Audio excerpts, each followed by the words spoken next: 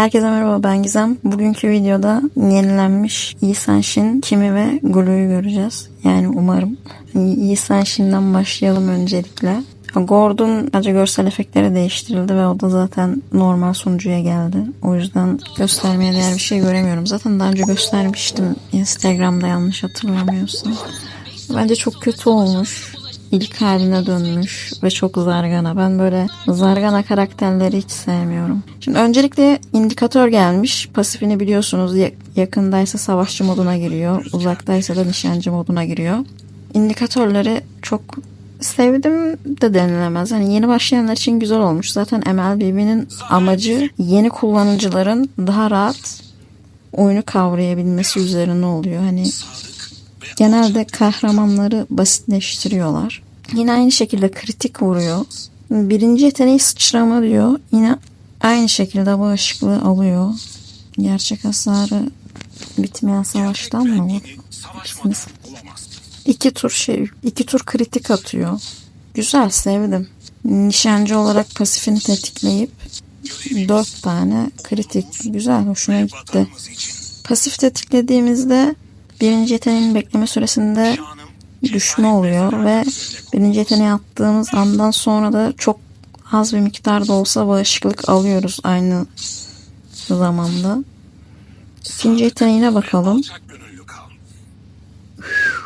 Bu ne ya? Bu Fran'ın birinci yeteneği gibi range'i çok fazla. Orman attığımızda da pasif tetikleniyor.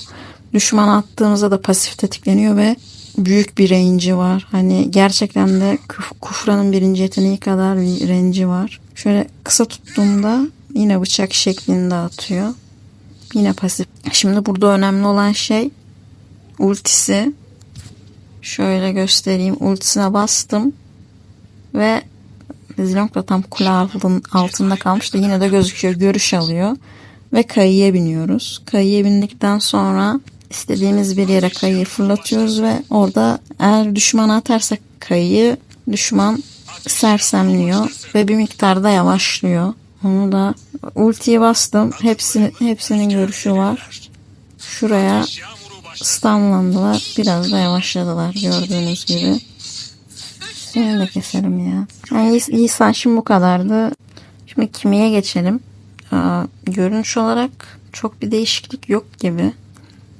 Topları değişmiş. Ve pasif dolduruyor. Gördüğünüz gibi sarı bir pasif dolduruyor. Pasifi dolunca, kırmızı olunca arkasındaki adama ateş etmeye başlıyor. Sanki düşmanı saydamlaştırıyor. Şu an mesela pasifi yok. Pasif tetiklemek için vuruyorum. Gördüğünüz gibi range'i artıyor ve arkadaki adama vurmaya başlıyor. Yeni pasifi hayırlı uğurlu olsun. Peki mesela ormandan pasif tetikleniyor mu? Bir pasifini bitir. Daha yavaş bir biçimde pasif yine tetikleniyor ormandan da. Şöyle, evet. Yine pasifini ormandan da tetikleyebilirsiniz. Yetenekleri peki. Birinci yeteneği hızlanma demişler. Birinci yetenek duvarların arasından geçiyor ve rakip düşman varsa böyle füze atıyor arkadaşlar. Şu an item almadım. İtem almadığım için hasarı az gözüküyor da. Şöyle pek ikisine atar mı? Sadece birini atıyor. Sadece bir kişiye odaklanıyor. Şu an mesela en yakın hedefte olduğum için büyük bir ihtimalle kontrollerden. Yok, en düşük candaymış. En yakın hedefe alsın. Tekrar en düşük canı al. En düşük canı alsam. Tamam. En düşük canı aldım. Yo.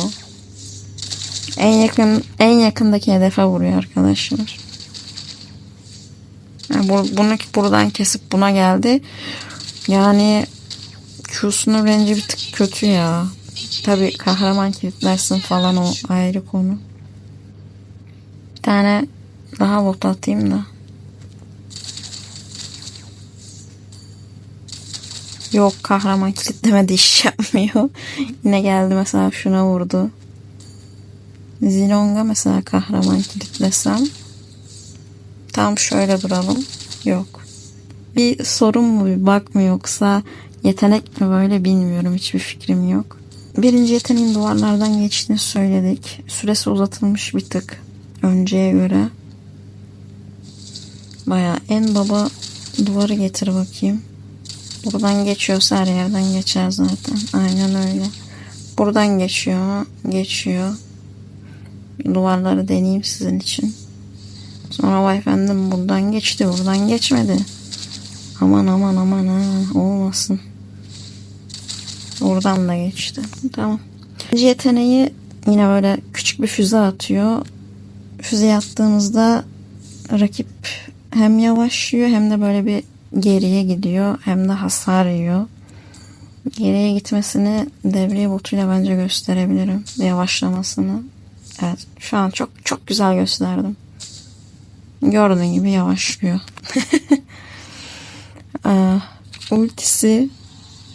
Ultisinin range'i eskisine göre çok fazla. Yine füze atıyoruz. Rakibe tutturduğumuzda merkezi bir alana rakibi çekiyor. Rakibe hasar veriyor ve rakibi yavaşlatıyor. Şöyle ikisini de ortaya çekti gördüğünüz gibi. Şuraya atsam. Mesela bu rakip burada. Şöyle ikisinde de range'im gidiyor. İkisini de ortaladı. Yavaşlıyor mu ona bakacağım. İtem falan almadım. Yavaşlıyor yine.